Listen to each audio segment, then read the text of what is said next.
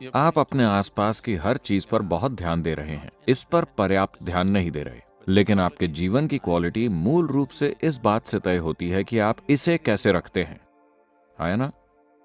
इस पल आपने कैसे कपड़े पहने, आपने बाहर कैसी कार खड़ी की है, आप किस तरह के घर में रहते हैं, यह आपके जीवन की क्वालिटी तय नहीं करते। इस पल आप अपने भीतर कितना आनंदित महसूस कर रहे हैं, यही आपके जीवन की क्वालिटी तय करता है कि नहीं? इसके बारे में कुछ भी नहीं किया गया है। आपको लगता है कि ये किसी नतीजे की तरह सामने आएगा और आप अपनी खुशी के लिए असंभव लक्ष्य रख रहे हैं। अगर मुझे खुश होना है तो मेरी पत्नी को ऐसा होना चाहिए, मेरे पति को ऐसा होना चाहिए, मेरे बच्चे को ऐसा होना चाहिए, दुनिया को वैसा होना चाहिए। आप अपनी खुशी और शांति के लिए इस तरह की नामुमकिन शर्तें रख रहे हैं। अब आपने समझौता करके शांति को ही अपना लक्ष्य बना लिया है। मैं ऐसा इसलिए कह रहा हूं क्योंकि बहुत से लोगों ने परम आनंद या उन्माद को पाने की इच्छा ही त्याग दी है। अगर मैं शांत रह सकूं तो काफी है। यहां तक कि तथाकथित आध्यात्मिक गुरु भी यही कह रहे हैं कि शांति ही आपके जीवन का परम लक्ष्य है। शांति आपके जीवन का सबसे बड़ा लक्ष्य नहीं है। अगर आज आप अपने लंच का आनंद उठाना चाहते हैं तो आपको शांतिपूर्ण होना चाहिए, है ना? अगर आप शांत ही नहीं हैं तो आप अपने जीवन में कोई भी काम सार्थक रूप से नहीं कर पाएंगे। मूल रूप से शांत होने का मतलब है कि आप अपने मन को बेचैन नहीं कर रहे।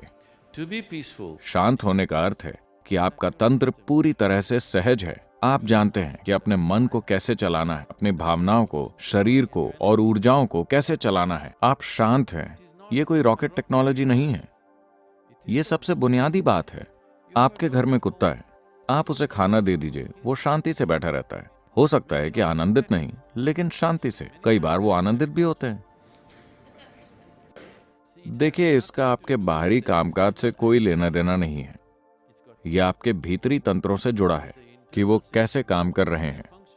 मूल रूप से इसका मतलब है कि ना आपका शरीर, ना आपका मन, ना आपकी केमिस्ट्री, ना आपकी भावनाएं और ना आपकी ऊर्जा आपसे निर्देश ले रहे हैं। वो अपनी खुद की हरकतें कर रहे हैं।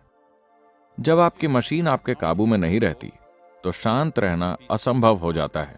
मान लीजिए कि आप अपनी कार में बैठते हैं और वहां जाकर आप इस तरफ मुड़ना चाहते हैं। आप स्टीयरिंग को ऐसे घुमाते हैं, लेकिन कार ऐसे जाती है। क्या आप इस कार को शांत होकर चला सकते हैं? नहीं। बेचैनी स्वाभाविक है ना?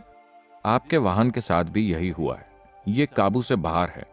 पहली बात तो ये कि आपने कभी जानना ही नहीं चाहा कि इसका स्टीयरिंग व्हील कहाँ है। ये एक सुपर कंप्यूटर है। अब समस्या ये है कि ज्यादातर लोगों ने तो इसका कीबोर्ड खोजने तक की कोशिश नहीं की है। उन्हें लगता है कि अगर वो ऐसा करते हैं तो वो काम करने लगेगा।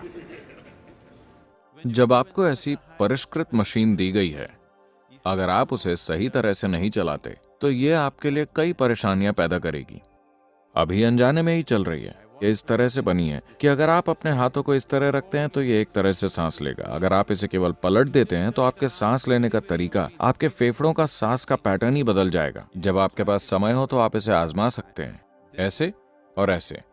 हर चीज जो आप करते हैं उसके कारण इस मशीन में बुनियादी बदलाव आ रहे हैं, क्योंकि ये उस स्तर की परिष्कृत मशीन है। ये टच स्क्रीन से कहीं अधिक है। अगर आप केवल चाहें तो वो हो जाएगा।